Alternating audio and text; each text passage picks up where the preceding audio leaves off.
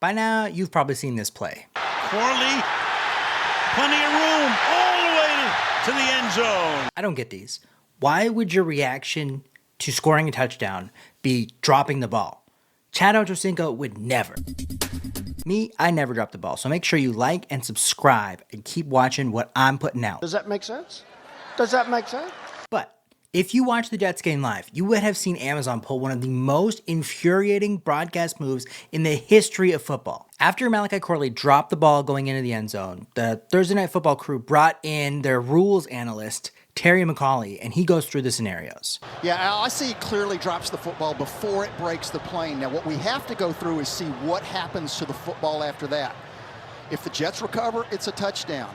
If Houston recovers, it's a touchback, or if it goes out of bounds, it's a touchback.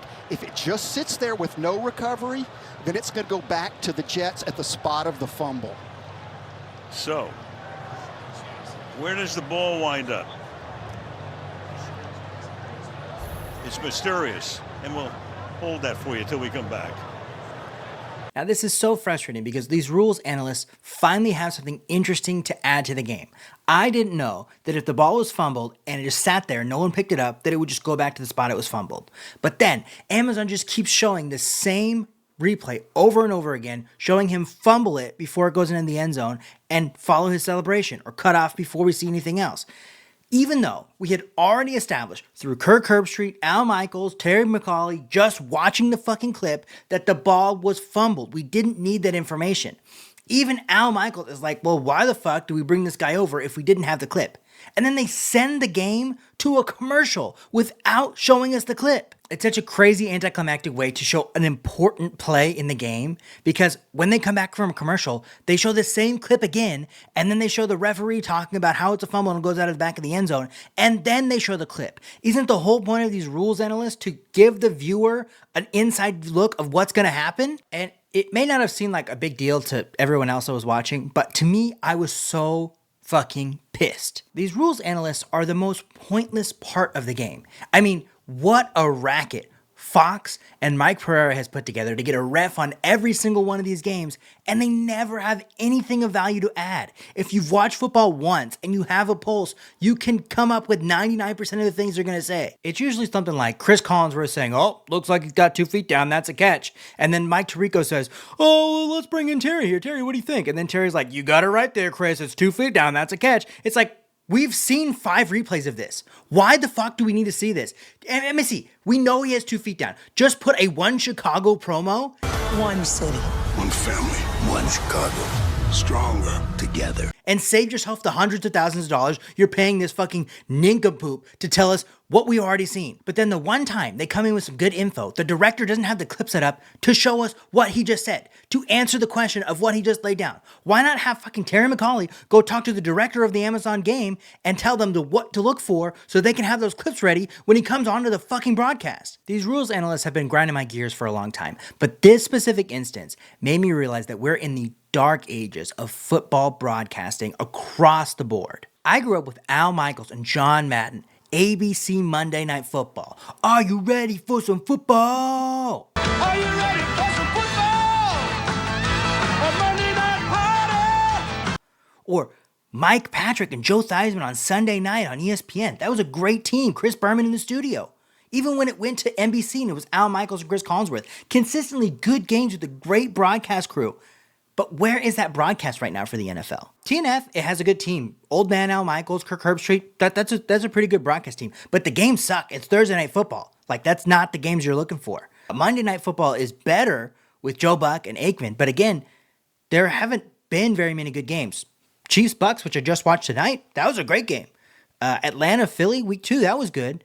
But other than that, it's really hit and miss, and you can't flex to Monday night. Sunday Night Football has the best setup because it can flex. You can get good games into Monday night easily. You're just changing the time of the game. But Mike Tirico and Chris Collinsworth of Mike Tirico is bad. He is not being helped by Al Michaels like he used to be. Mike Tirico just sucks. Who keeps hiring this motherfucker? He makes the games so much worse. They have no chemistry. It is just dog shit. He ran Monday Night Football into the ground, and now he's fucking taking it out on Sunday night. What's really wild is the era that we're in, the only thing keeping cable alive is live sports. And all the big players, ESPN, Fox, NBC, Amazon, they're all spending billions and billions of dollars to get whatever games they can possibly get. They're even creating new games. I mean, we got Thursday Night Football as a consistent game because of Amazon spending for it. But none of them can put together a full package, pregame, good game, halftime, post-game. They can't put that whole package together to get a premium sports broadcast. What's even more wild is that it's not for a lack of trying. I mean, Fox spent $300 million to bring Tom Brady in, and he's never stepped foot in the booth, and they hired him over his better coworker, Greg Olson, for God knows why. Chris Collinsworth is making $12.5 million a year to fart around the booth with fucking Mike Tirico, and ESPN is spending $30 million a year to bring in Buck and Aikman. But just throwing money at these dudes is not pulling it all together. He doesn't like to discuss money. I don't like to discuss money. But there are a few things that go right. Red Zone is the best way to watch NFL. You get all the games, you're never going to miss anything, and it makes Sunday Ticket completely irrelevant. You can get NFL Plus for $15 a month where you get Red Zone and all the primetime games. Why would you spend $400 a year for Sunday Ticket? It just doesn't make any sense. It's an inferior version to what Red Zone is, and you can put the Red Zone on your TV. Just get Fire TV. It's easy. And if you have Red Zone and your fantasy app, you're not going to miss anything that's going on. If you really want to see a highlight that you didn't catch while you're watching Red Zone, just look it up. It's not that hard. You have the internet.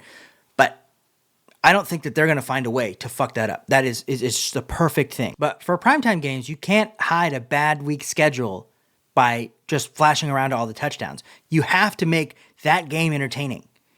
And the Manning cast is really the thing that's doing that. Specifically, the first half of what they're doing this year. If you haven't had a chance to catch it this year, they have got Bill Belichick joining Peyton and Eli on the first half of the games, and they're just talking football and going through each play. It is exactly what somebody that's been watching football like me for, I'm 28 years, and people are older than me.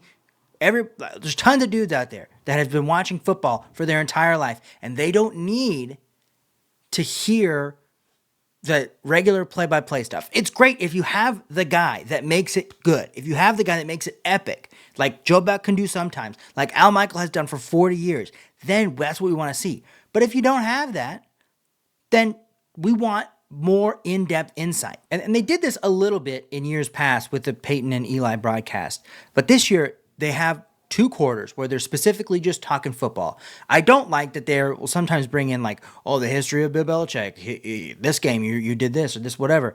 It's like, just talk about the game. We know who Bill Belichick is. We don't need to know all the funny things about it. We just want to watch this specific game. But when they are just talking like, why is this play being played like this? What is the strategy that you would have for this specific play? And when Tony Romo first came on the scene, when he was calling out what play is going to come next, that was mind-blowing for people because it was just some guy that knows what's going to happen, a quarterback that knows what's going to happen, and just telling you what's going to happen, and you get such a different perspective of the game.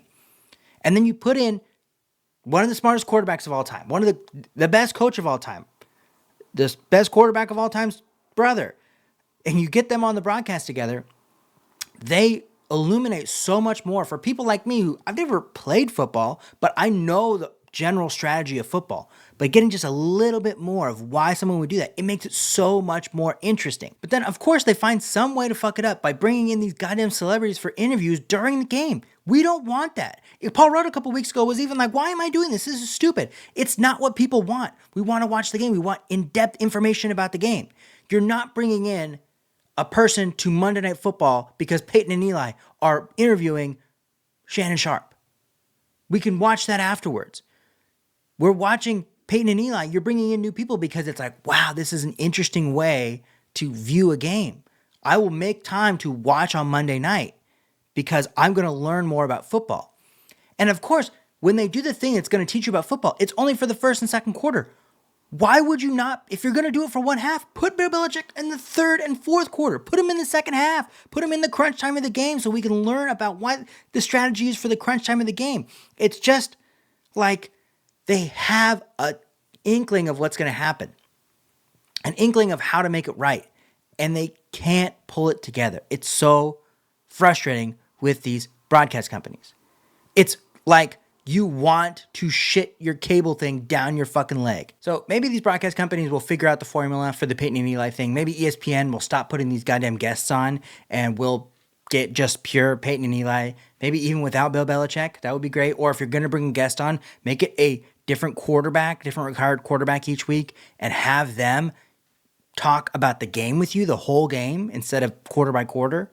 But maybe they'll all pull together.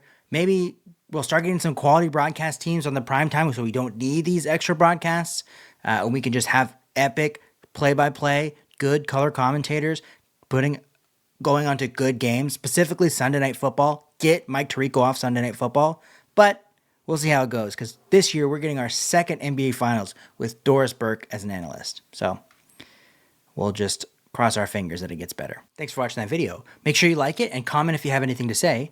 If you would like to watch another one, over here we've got a proposal about the NBA Cup. So make sure you check that out. I put a lot of work in that video. No one watched it. So watch the fucking video. Up here, we've got another video about the college football playoff and who has what it takes to win. Other than that, you can subscribe on this side and we'll catch you next time. See ya!